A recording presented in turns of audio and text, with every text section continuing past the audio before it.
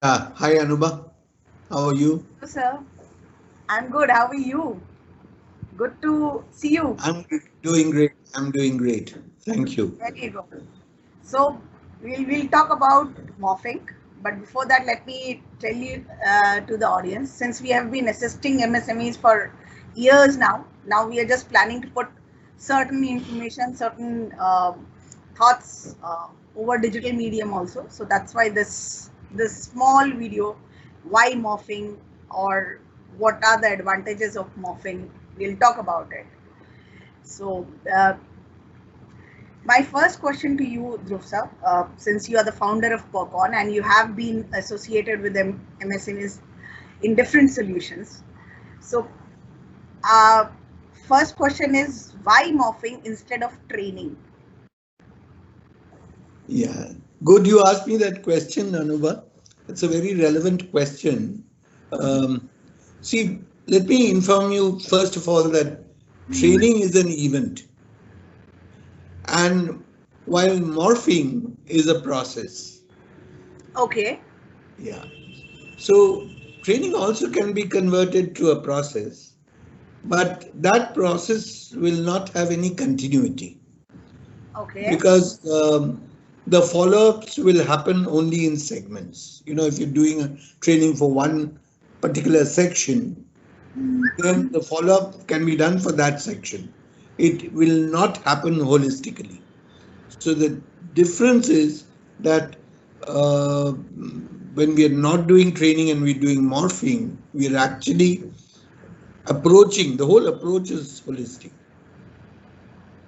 The third point here is that entrepreneurs in training, they may not feel involved in the activity because the entrepreneur only takes a decision that the training has to be done, or else the entrepreneur himself has to go in for a training, but which rarely happens, particularly in the MSME sector.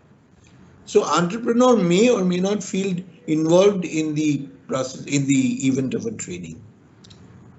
And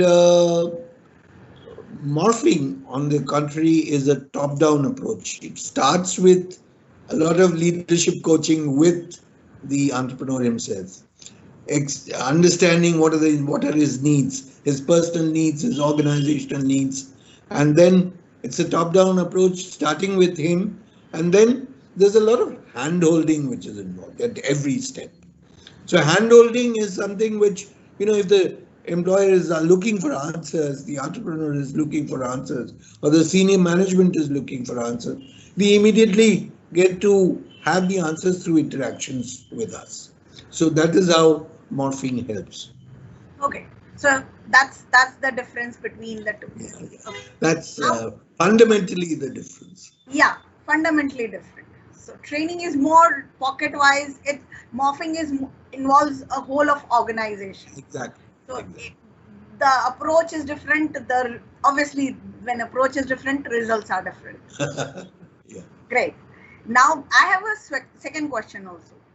What are the disadvantages of training? See, in the MSME sector, Anuba, again a very good question.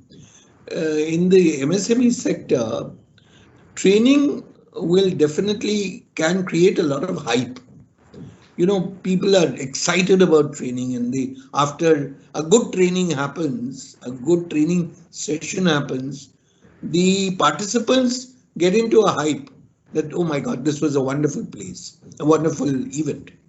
So they go with a lot of expectations back to their place of work.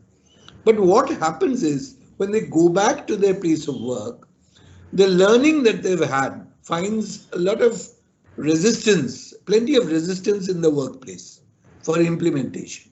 Because what happens is everybody has not gone through that training. So you are not working in isolation. You're working with a lot of other people who have not undergone training. So your interactions with them also take place. Therefore, I think there's a lot of resistance at the workplace for the implementation of them. So there may be a huge learning, but the learning is lost over a period of time. As you give gaps to the event. The once you have gone through the event, you go back with a lot of hype, you try to implement things, they don't get implemented for want of awareness, and then eventually, the learning that they've had, it loses its importance and significance, and it gets lost over a period of time. The most important factor here is behavioral training. Behavioral training has more disadvantages than skill training. Because skill training is something which you learn and you implement immediately. Nobody can question you. But your behavior is 60% of your workplace. Actually, 60% of the workplace is your behavior. And it is only the rest 40% where you are implementing the skill.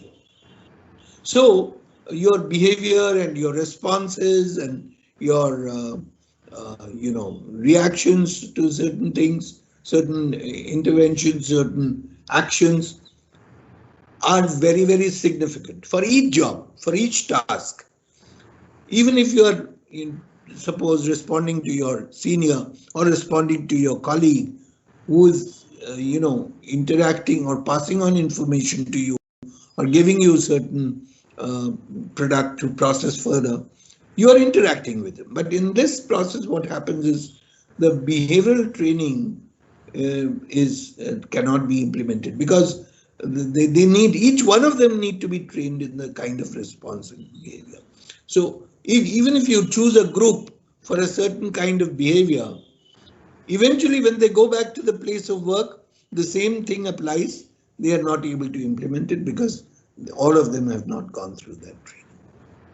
Okay, so got an idea. So it's basically training is more to do with certain focus group which will not be able to implement it within the organization. I will not say will not be implemented, but it is more difficult to implement because there are lots of blocks and resistances because there's no hand-holding involved.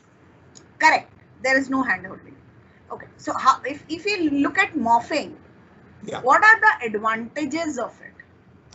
Oh, morphing is a brilliant idea. In fact, it is a brilliant process, and we've had experiences in various MSMEs. And I feel very proud to talk about morphing because we have implemented the process in a big way, and the companies have shown big results. Those who have taken these processes with them. So in morphing, what happens, Anubha, is there are many tools involved. It is not just training. So it can be leadership coaching, it can be psychometric testing, it can be cross-functional teams, it can be Kaizen, it can be anything under the sun that actually helps them to realize that they need to change and this is how they need to implement the change.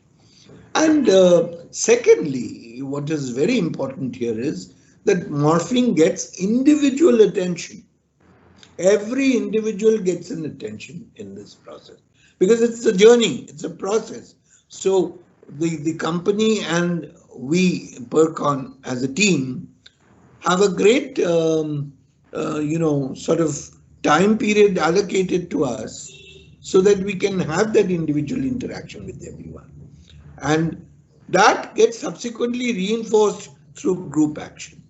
See, suppose you're doing a interaction with one-to-one with somebody, and another person, maybe his internal customer, is also undergoing that kind of coaching or a counseling session. It is followed by a group action where all those people who have gone through that coaching and they're related in that in a particular context, the group action, the group training reinforces whatever they've learned. So it comes to stay. And then there are follow-ups, of course, after the group. Okay. So it's a wholesome process. If I want to. Absolutely. It's a wholesome process. Absolutely. No one is left out. No one feels left out. The entire organization becomes a part of it. Correct. Great. So that was exactly. And Yeah. So The that was next point that I want to mention in this conversation with you is that there are cross-functional barriers also. Say, correct. for There example, are maintenance does not get along well with production, correct. or accounts does not get along with HR, so on and so forth. I'm just giving you examples. So those cross-functional barriers can be also demolished in this. And systems and work methods are established. So as a fallout of the cross-functional barriers getting demolished, systems and work methods are easier to implement. They And become they yeah, become the supreme rather than people, individual departments, absolutely. systems The and methods. organization is supreme. The Organization. organization becomes supreme.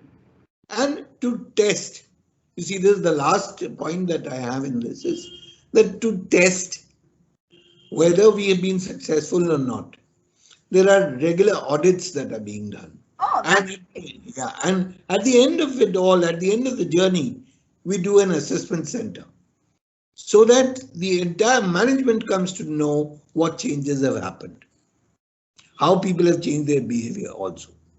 So that is what I have to say about the advantages of morphing. So that was a good insight on morphing. Thank you. Thank Hopefully, you. it'll help MSMEs understand the difference between the two, Yeah. and they'll take advantage of it. They will be. Hopefully. Hopefully. Yes. Thank you. They need it very badly. They need it very badly. I know. I know. In fact, that's why we are calling this, I think, this conversation a savior. Morphing is the savior for MSMEs. So it It's is just going. that they need to understand it. That it's a savior for them. Correct. Correct. Let's Thank you. thank you for your time. This Thank you, Anupam.